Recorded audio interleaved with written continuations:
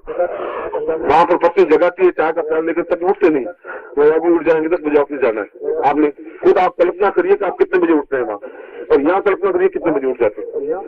और दिन भर एक आसन पर बैठ करके और मंत्र जाप करते हैं तो भी कोई थकावट नहीं आती, कोई इतना नहीं। और वहां पर आप 5 मिनट पूजा में बैठते हैं तो बाहर निकलने की नीयत होती है बार बार। जब आप जीवन की क्रियाकलाप आप देखें, इतना ही कि जहाँ देवत्व वातावरण ज्यादा होगा वहां पर देवत्व की भावना ज्यादा होगी। जिस समाज में, क्योंकि हमारा समाज ही ऐसा है, लंका में रहेंगे तो राक्षस बनकर के ही रहना पड़ेगा, अगर विभीषण बन के रहेंगे तो लात खानी पड़ेगी और जाना पड़ेगा, कोई रास्ता नहीं। तो राज्य उन लोगों का है, और जैसे राज होंगे वैसे ही प्रजा हो जाए, वैसा बनना पड़ता है। मगर देवत्व खत्म नहीं होना चाहिए। यह रूम शब्द देवत्व को जागृति करने का प्रभाव है।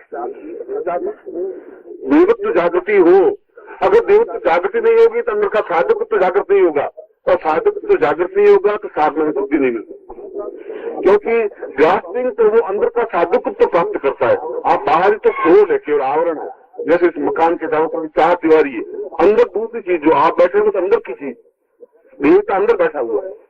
ये चारों तरफ जो है वह तो एक दीवार है, ये शरीर केवल दीवार है, अंदर कोई जो बैठा हुआ है उसके चारों तरफ से सेफ्टी के लिए उस अंदर के देवता को जागृत करने की क्रिया रूम, ये रूम जी। इसलिए जब मैं कुंडली जागरण में रूम शब्द के उच्चारण के साथ में भस्त्रिका की जाती है, ऐसा बोला जाता है, और उसी ढंग से उसको सांस फेंका जाता है। यहाँ पर तो मैंने केवल सांस फेंकने की क्रिया, सांस लेने की क्रिया ही बताई थी उस दिन, वह तो पूरा इफेक्ट नहीं होता। मगर जब रूम शब्द के साथ में उसकी ध्वनि करते हैं तो अंदर का देव तो स्वतः जागृत होने लग जाता है। ये एक शिविर का प्रस्तावित विषय नहीं था, इसलिए मैंने उसको ज्यादा महत्व नहीं दिया। प्रसन्न बस उसका जो भी आया वह मैंने समझाया। थोड़ा सा एक मिनट के लिए, क्योंकि साधना बिल्कुल अलग चीज है, नौकरी व्यापार बिल्कुल अलग चीज है। मेरा जहाँ तक अनुभव है वह आपके जैसा ही अनुभव है, इसलिए मैं कहने की क्षमता रखता हूँ। क्योंकि आप गृहस्थ है तो मैं भी गृहस्थ हूँ, मैं लंगोटधारी बाबा बैठा हुआ नहीं हूँ, इसलिए भैया गृहस्थ में क्या प्रॉब्लम आती है मुझे मालूम नहीं, ऐसा नहीं कह सकता। मैं भी उतना ही टेंशन रहता हूँ जितना आपको टेंशन रहता है। आपको जितनी चिंता ऑफिस की है उतनी मैं ऑफिस में नौकरी कर चुका हूँ, मैं देख चुका हूँ, यूनिवर्सिटी में एट द डिपार्टमेंट रह चुका हूँ। हड़ताल क्या होती है, लड़के क्या होते हैं, उनका गिरोह क्या होता है, ये मुझे मालूम है। ये भी मुझे मालूम है दरिद्रता क्या होती है, क्योंकि मैं दरिद्र जीवन व्यतीत कर चुका हूँ। खाने के लिए रोटी नहीं थी, क्योंकि भिक्षा पास हाथ में था, मैं तो ब्राह्मण था, इसलिए उस जीवन को देख चुका हूँ। वह जीवन कैसा है ऐसा भी देख चुका हूँ, और लखपति होने के बाद में क्या आनंद और क्या तनाव मिलता है उसको भी देख चुका हूँ। इसलिए ये सारे अनुभव की बात है।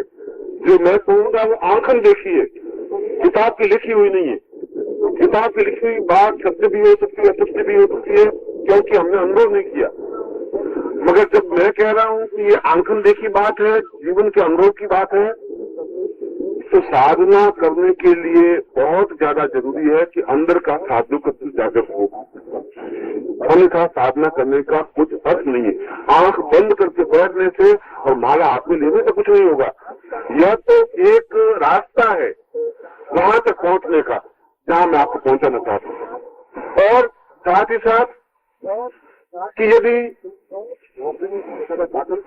नौकरी में बहुत ज्यादा ताकत होती तो जब मैंने नौकरी छोड़ी उसमें 5,500 रुपए मुझे तनख्वाह मिल रही थी। आपकी तनख्वाह इतनी होगी नहीं। आज आप नौकरी छोड़ो तो 1,000 रुपए, 1,200 रुपए, 1,500 रुपए की आपकी नौकरी होगी, 2,000 की नौकरी होगी। मैं यूनिवर्सिटी में 5,500 रुपए मुझे पे थी, और कॉफियों की पिए की रहने की कॉफी जब आती थी वो इनकम सोर्स अलग थी, और पूरी यूनिवर्सिटी से आते रहते थे, एग्जाम की और काम अलग थे। फिर भी मैंने ये निश्चय कर लिया था कि यह जीवन पूर्णत्व का जीवन नहीं है, यह जीवन है आर्थिक उपार्जन का जीवन है। और सारा समाज और मेरे परिवार वाले मेरे विरुद्ध थे कि आप बिल्कुल पागलपन करें, दशा तुम्हारी खराब आ गई थी, नौकरी छोड़ रहे हो और पछताओगी, जिंदगी में पछताओगी, फिर मुझे याद करोगे। मैं कहा ये बात सही है। और साल भर तक मेरे मिस्टर झा साहब थे इलाहाबाद के, कोई वाइस चांसलर थे, अमरनाथ शाह के बेटे थे, आप नाम सुना होगा। और रसाल जी थे, रमाशंकर शुक्ल रसाल, आपने यूपी में इस भाषा के कवि थे, वो एडवो डिपार्टमेंट से लीडर।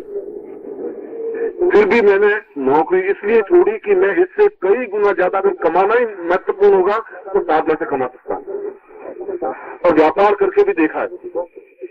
इस रास्ते को भी आप जो व्यापार कर रहे हैं उससे मैं अच्छे तरह के व्यापार कर चुका हूँ, ये भी बता देता हूँ, और उसको भी देखा है, और उसमें भी 15-20 हजार 25 हजार रुपए महीने के कमा के देख चुका हूँ। मगर मेरा आज अनुभव यह है कि 20 साल तक जो कमाई हो सकती है वो साधना के माध्यम से आधे घंटे में भी कमाई हो सकती है। 20 साल तक आप जूझते रहिए व्यापार में, तो जितना कमाएंगे मैं आपको आधे घंटे में सिद्ध करके बता सकता हूँ कि ये आप छोड़ दीजिए साहब। अगर कमाना ही जीवन का लक्ष्य है तो उस 20 साल की अपेक्षा ये आधे घंटे का जीवन ज्यादा महत्वपूर्ण है, क्योंकि बाकी 19.5 वर्ष आप अन्य कार्यों में लगा सकते हैं। इसलिए साधनात्मक जीवन का मतलब मेरा ये नहीं है कि आप बिल्कुल साधु बन जाए, भगवान कपड़े पहन ले, सन्यासी बन जाए, मैं ऐसा कुछ नहीं कह रहा हूँ। मैं गृहस्थ को गृहस्थ बनाए रखना चाहता हूँ, मगर मैं ये चाहता हूँ कि जीवन आपका बहुत मूल्यवान है, आपके सामने हीरे बिछे हुए हैं और आप केवल कंकरों को चुनते हुए जा रहे हैं, और रास्ता बताने के लिए तैयार हूँ, उस रास्ते पर चलने के लिए तैयार हूँ, आपके साथ चलने के लिए तैयार हूँ। और मेरा देखा हुआ रास्ता है कि वह आर्थिक दृष्टि से कई संपन्न, अगर आपको 5-25 लाख रुपए कमाने हैं तो उसके माध्यम से भी कमा सकते हैं, इकट्ठा कर सकते हैं। किसी माँ काली को तो सिद्ध करना, महालक्ष्मी को तो सिद्ध करना है, क्या सिद्धि तो करना है। अब उस सिद्धि में मान लो 4 महीने लगेंगे, 6 महीने लगेंगे, 8 महीने लग जाएंगे, उसको द्रव्य से हो जाएगा। सारा सिद्ध करेंगे तो रोज 200-500 में स्वर्ण मिल जाएगी, बहुत बड़ी बात है।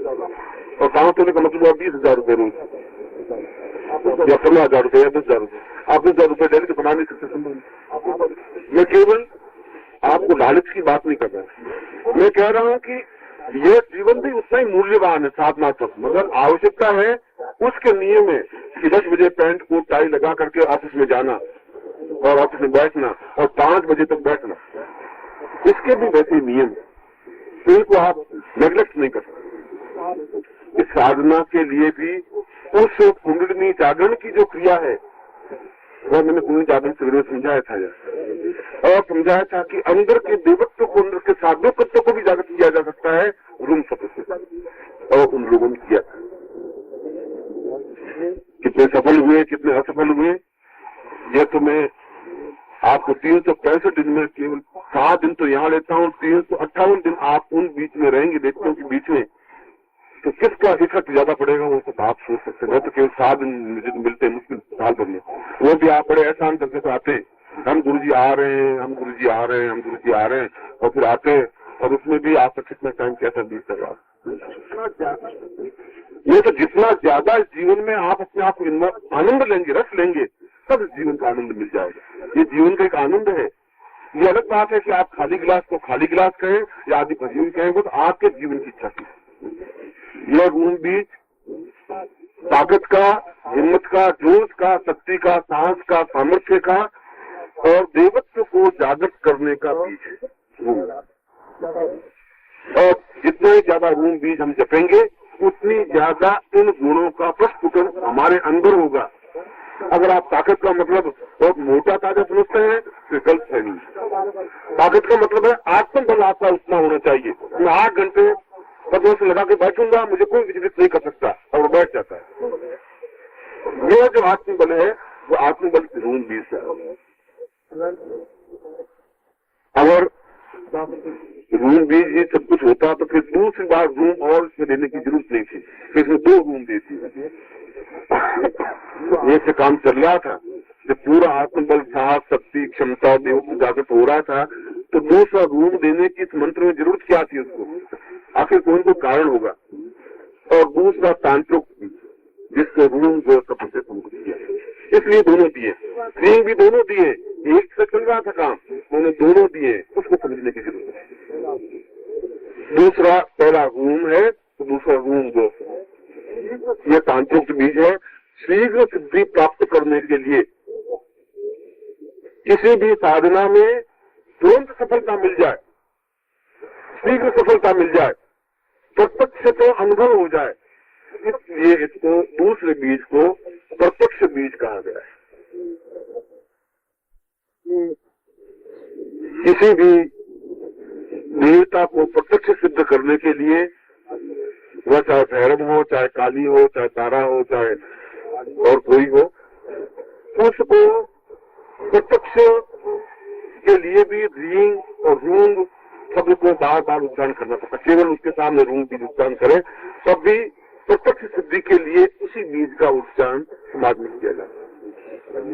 यदि आप ये साधना ये करते कि और मुझे कुछ नहीं करना है, महाकाली को प्रत्यक्ष अपनी आंखों से देखना है, तो आंखों से महाकाली को देखने के लिए आपकी आंखें ताकतवान नहीं है कि उस महाकाली के स्वरूप को देख सके। इसलिए कि शास्त्रों में कहा गया है कि देवता का जाज्वल्य, देवता का तेजस्विता, देवता की चमक इतनी है जितनी 1000 सूर्य एक साथ उदय होते हो, इतनी चमक है, ऐसा शास्त्रों में वर्णन है। और हमारी आंखें एक सूर्य को भी नहीं देख सकती। अगर हम सूर्य की तरफ ताके तो आंखों में पानी बच जाएगा, आंखें चपचपाएंगी, बंद हो जाएगी। इसका मतलब है कि हमारे चर्म चक्षु कोई काम के नहीं है। इन चर्म चक्षुओं से तो केवल भौतिक और ठोस सॉलिड पिंड देख सकते हैं, हवा को भी नहीं देख सकते, सुगंध को भी नहीं देख सकते, हम देख ही नहीं सकते कुछ भी। हम तो ठोस को, लकड़ी है, पत्थर है, आदमी है, तो उसको देख सकते हैं। आदमी के अलावा भी यहाँ कोई बैठा है तो आप नहीं देख सकते, इसलिए ये आंखें तो काम आएंगी नहीं।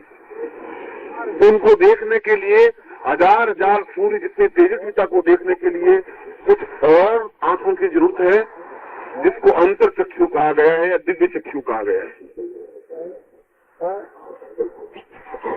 और दिव्य चक्षु को जागृत करने के लिए रूंग बीज का उच्चारण किया जाता है, जो दूसरा बीज। यह प्रत्यक्ष बीज है। प्रत्यक्ष बीज का मतलब है किसी भी सिद्धि, किसी भी देवी, किसी भी देवता को प्रत्यक्ष अपनी आंखों से देखें। इसलिए आंखों में उतनी ताकत पैदा हो जाए कि उन आंखों के माध्यम से हम उस देवता को देख सकें, उसके लिए रूंग बीज का उच्चारण किया जाता है।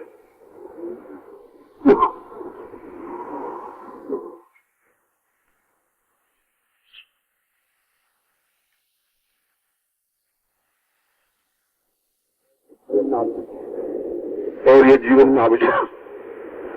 अगर हम इस मनुष्य शरीर में आए भी और मनुष्य शरीर में आकर के भी हम अपने जीवन में कुछ देवता के दर्शन नहीं कर सके, हम हमसे कुछ स्तर के जो पिंड है उनको अपनी आंखों से देख नहीं सके, तो फिर हमारे जीवन का कुछ महत्व ही नहीं है।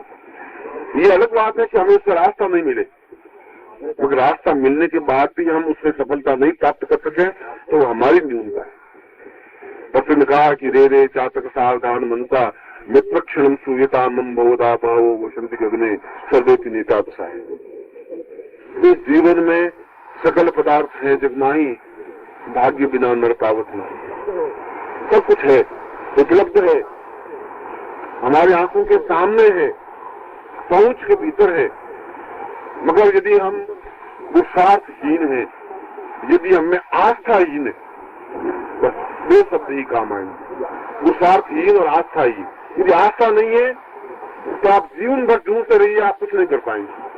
आप शादी करके आइए, आस्था नहीं है पत्नी में, तो जिंदगी भर आपके लड़ाई झगड़ा होता रहेगा।